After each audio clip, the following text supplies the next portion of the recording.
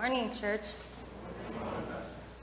It was kind of interesting, actually, as we gathered. I think this is the first time ever, is that true, that as folks gathered, they just came up front, and we are mostly right. Aries, and usually we're like, hey, come forward, friends, right? Today I'll say it to you, Kendrick. I'm just kidding. I'm just kidding. So it's good to be here with you. I wanted to share, because I failed to do this last week, this whole Advent season. I often do this during Christmas, because Christmas we talk about and we sing about Bethlehem, and we talk about Jerusalem, and we name all these places that are actually real places in the world, right? They're not mythical, biblical places only that we think of in this sort of those pictures that we have of Christmas, right? The stars shining, the little manger, and these rolling hills, but are actual real places with real people and reality that is unfolding around them.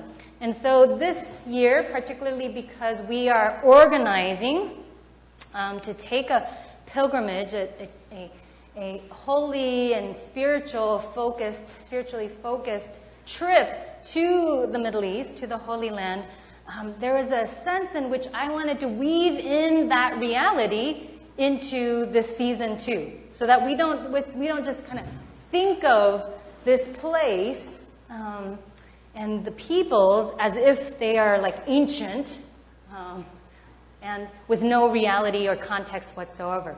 And so I took, I don't know if you noticed, the title of a hymn, People Look East, right? Inviting us to turn our gaze towards the east as we do. And so each Sunday in the Messenger, thanks to Peggy, two things I wanted to point out. There are sort of stories. It's kind of interesting. We should do a review, but stories from that region, from people who live there, are Israelis or Palestinians, sharing a little bit of their story. And it comes from a resource of the Uniting Church up in Canada, actually, that has a whole resource about helping churches explore the current reality of Palestine, Israel. I know it's a little distracting with our technology today, so I invite you not to get yourself distracted, but stay focused. So that's the first thing. So I invite you to read these little vignettes of stories just to try to put a face and a little more of a sort of meat to this picture. And the second thing is, for those of you who use the Messenger in your prayer time, if you flip to the back, you'll notice that the prayer is actually from a different thing. We switched from the ecumenical, what was the first thing that we did? I'm losing the name right now. The ecumenical prayer cycle, that is from the sort of World Council of Churches, like that's divided up all the world and all the countries into like a whole cycle that goes the year around. We've actually, for the season of Advent, will be joining a place called Sabeel Ecumenical Liberation Theology Center, a sort of native Palestinian theological center in their weekly prayer. And this comes from their website. They publish it every Thursday. This is what's on their heart at the moment. And you'll notice, for those of you who missed the ecumenical prayer cycle, they name the countries so that we stay in prayer still with the World Council along with them. All right? So people look east. Where's east? Directionally. So I was right? Thank you, Peggy. All right? Make sense? So I know some of you are not Messenger readers, but I invite you to be. Peggy puts in good time and thought and effort into that, and it's a good way to stay connected to what we are centering on during different seasons. Now, some of you, I think that all of you really know that I spent a little time actually in the Middle East way back when. It feels like forever because I was in my 20s. I know you thought I was still in my 20s. Thanks, Colin. But actually back in 1998, okay? So I spent sort of a little bit over a year in the Gaza Strip, right? I went through a program of the United Methodist Church, and I want to say to our young people that program still exists today. That program sent young adults all over the world to places like Brazil and Nepal and the Philippines and Kenya and me to the Gaza Strip. Now, I remember receiving this assignment, and then people knew I was about to leave, and they would say, oh, so where are you going? and I would say the Gaza Strip, and then it was like this, right? There was sort of this silence, and people didn't really know what to say to that. Instinctively, I think just from kind of a precursory sense of the news, even then, there was a sense that, okay, the Gaza Strip is a little bit different from Brazil, right, or from Kenya. After all, this place had been locked into sort of a continuous conflict for quite some time. Its reputation as a place was tied up, I think, with a reputation of its people, right? Palestinians, who somehow had become synonymous with terrorists and suicide bombers, with this image of a people that taught their children to hate the Jews and that would throw stones, right? We have the picture of the kids that throw stones at soldiers. Even my father, who had actually spent some time doing research in the southern part of Israel at an earlier point in time, and was very excited that I was going to be going, warned me sternly, right, to be careful. But I have to say I had simply no context with which to understand all of the background reading that I had started doing, right? So I'm reading, I'm kind of like the average person. I didn't have a very thick understanding, a deep understanding of this part of the world, and so I started to do all kinds of reading. But I didn't have a way to actually understand, a picture, to get these things that I was reading about wars and exiles, about sort of the refugee camps and about settlements. These things were names and concepts that didn't have any lived reality. And so I got on a plane, headed for Tel Aviv. It was September of 1998, much more concerned about not knowing how to speak Arabic and wondering if the clothes in my suitcase were going to be conservative enough, right? Rather than worrying about any sense that physical danger was going to come to me. Now, by the time I arrived, you should know, the conflict had been going on already for well nigh half a century, right? 50 years, at least officially. Prior to that, of course, there was no such thing as Palestinians fighting Israelis because there was no Israelis. There was no modern state of Israel. That was formed in 1948. No, 67 war is a different thing. 48 is the War of Independence for them, right? So it was a conflict that began over land and the right to self-determination and has continued actually unabated over the years in many ways as the Palestinians remain resolute and committed to being connected to their homeland, and the state of Israel stands seeking to consolidate its control and rights to that same land, right? It's sort of the same land in conflict between the two. So there I was, right, smack dab in this tiny strip of land. I don't know if some of you can even picture. It always is this like tiny strip of land along the dagger that is this geographical area, and it's roughly the size of twice of Oakland. Okay, so if you can imagine Oakland twice stretched out thinly, but its population is something more like 4.5 times that of Oakland. Okay? Now, people had nicknamed the Gaza Strip as the world's largest open-air prison. Why? Because truly there was no freedom of movement for its people, right?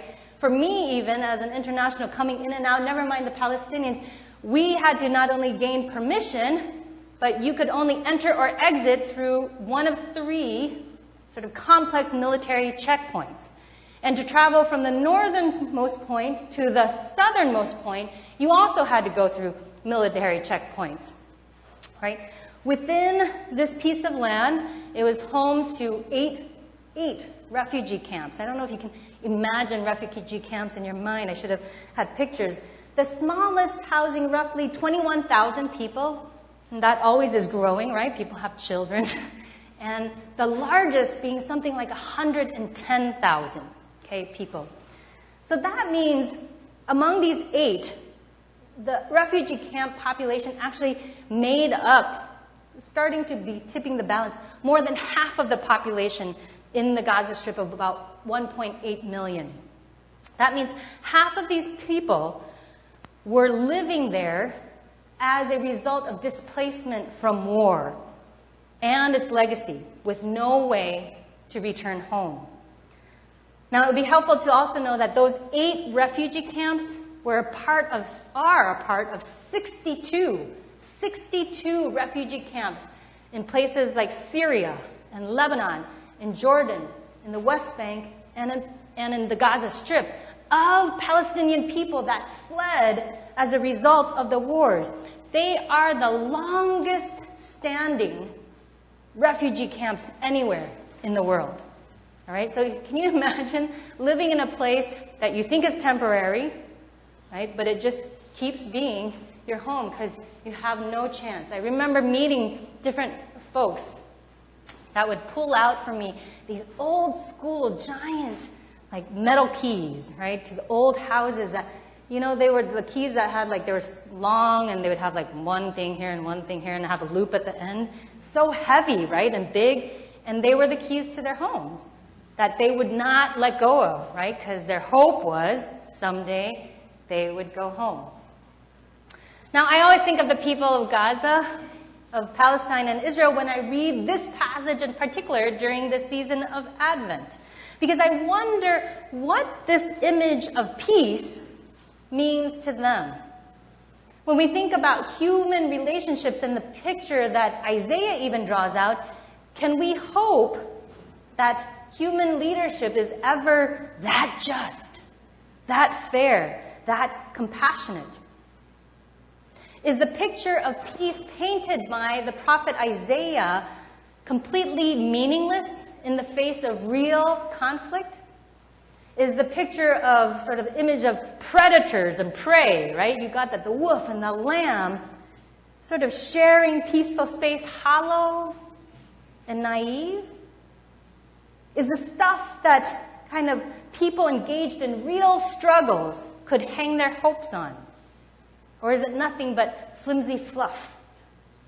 And what do we, so far away, sitting so far away in our Advent pews, think of it? Right? Do we believe, along with others, that peace is possible? Do we, like Dr. King, believe that the moral arc of the universe bends towards justice despite it being incredibly, incredibly long? Are we able to imagine a meaningful, a just peace, be it between Palestinians and Israelis, between indigenous peoples and energy companies, or even perhaps closer to home, right, Trump supporters and Trump detesters? It would be helpful, I think, to remember that these words from Isaiah were not spoken in a moment of kind of nice, beautiful reverie when the beauty of the surrounding landscape, right, gave him a moment to pause and have an aha moment. In fact, Isaiah was not standing on the edge of the Dead Sea looking at this beautiful, dazzling sunset, right? He was actually watching the flashing swords of the Assyrian, the powerful, mighty Assyrian army coming down as they sliced their way through his native land of Palestine, leaving nothing but a trail of blood and agony. 5 times within a period of 40 years, right? The huge and powerful army stampeded through the hill country of Israel, working terror and destruction wherever it went. Without any regard for anyone's culture, right? Not caring what anyone's religion was, and without regard for anyone's life. This army came, as one commentator put it, like a scorpion plague, devouring everything and everyone in their path. Can you imagine it? Over and over and over, the people of Isaiah's Judah have been ravaged. I doubt if anyone in that time could go out and plant a field, right, with any hope that those crops or those seedlings that they planted would come to fruition and they would be able to harvest. Or any woman really conceive and believe that the child that they bore would live to maturity. Those 40 years that Isaiah lived through were terrifying and horrific years for him and for the people that God had called him to. And the wonder is that it is standing squarely within that reality, in the midst of a world that had become a living nightmare for his people, with no evidence that the end was in sight, that Isaiah invited them to imagine that a different world were possible. He used his words to create a vision, right? A vivid picture of God's dream. One that wasn't so much of a goal to be achieved, but a dream by which to set their course. A star, as it were, to guide their everyday way. And by sharing that dream, Isaiah gave his people permission to dream also. To lift their heads above what they could see and to imagine peace. To hope for a different future. I think that's sort of where we're invited to today. To pause from all that we can get wrapped up in, right? And to loosen our grip on what we think we know is possible and what's not possible. And to actually surrender all the ways we've given up on other people, on the world, and maybe even ourselves. We do that, don't we? I know this to be true in our personal relationships when we say things like, Richard is just that way. Richard is Richard, right? He's never going to change, right? Have you ever caught yourself saying that about somebody else, whether it's somebody in your family, somebody in your friendship circle, or somebody, you just say, you kind of given up on them, right? We do it to groups of people, right? When we read the news or we catch sight and we like, it's the protesters, right? Or it's the Black Lives Matter people. They're just this, whatever that way is. But we also do it to situations in reality in parts of the world, right? We tune out. We give up on places like Palestine, Israel, because, my God, the situation has been going on for over 60 years. We think, what good is it that I have any hope on their behalf? And yet, Isaiah invites us into that space where our imagination and our dreams can open up again. When we let all of that go, and we are called to imagine and dream like God does, that another world and another way is possible. I think we're not invited to do that just for ourselves, right? For our benefit so that we can sit in our pews feeling good and hopeful and well and satisfied. But for anyone and everyone whose imagination and dreams have narrowed because of how harsh the injustice of their reality is. I was sort of rewatching a documentary called Seeds of Peace, and I invite you to watch it, Seeds of Peace. It's about this camp, actually, that was started in 1993 in Maine by a journalist. He was having, John Wallach, does anybody know him? He somehow was one of those journalists that had access to a lot of world leaders. And at a particular dinner, he challenged the world leaders that were there. There were people from Egypt, from Israel, from the Palestinian Liberation Organization, the PLO at the time, right? And he challenged them to send something like 13 young people from each of those places to a camp he wanted to start. And so in 1993, starting in 1993, youth from these places started gathering at this camp in Maine, right? And they were given skills and given space to kind of encounter each other and listen deeply and work through different things. There's something like 6,000 graduates, they call them seeds now, around the world. They've been brought in from different conflict areas to encounter each other. And I was struck in the opening moment of the documentary when a Palestinian young person said, when people say peace, I really can't think what it means right now. What does it mean to have peace? Right? His imagination and dream had narrowed because of what reality sat with. Advent is a time of waiting and preparing. what better way to wait and prepare than to cultivate our imagination and give life to our dreams, setting our course not by what we know, but by God's infinite possibilities. And so I ask permission to close by sharing these words. I think they're sort of an interpretation of Isaiah's words for the current times, penned by a Presbyterian pastor and writer whose liturgies we often use for communion, Tom Schumann. He writes, "May these be the days when conservatives will plant a garden with liberals, when people of all faiths and none will offer safety to each other. May these be the days when bullies and the tormented will serve side by side at the shelter, when little ones will show grown-ups the paths we have forgotten to follow. May these be the days when justice will put on the tool belt filled with faithfulness, peace, and healing, when the most vulnerable around us will shower us with a harvest of hope. May these be the days, God in community, holy in one, when we will discover just how near is your kingdom." Amen.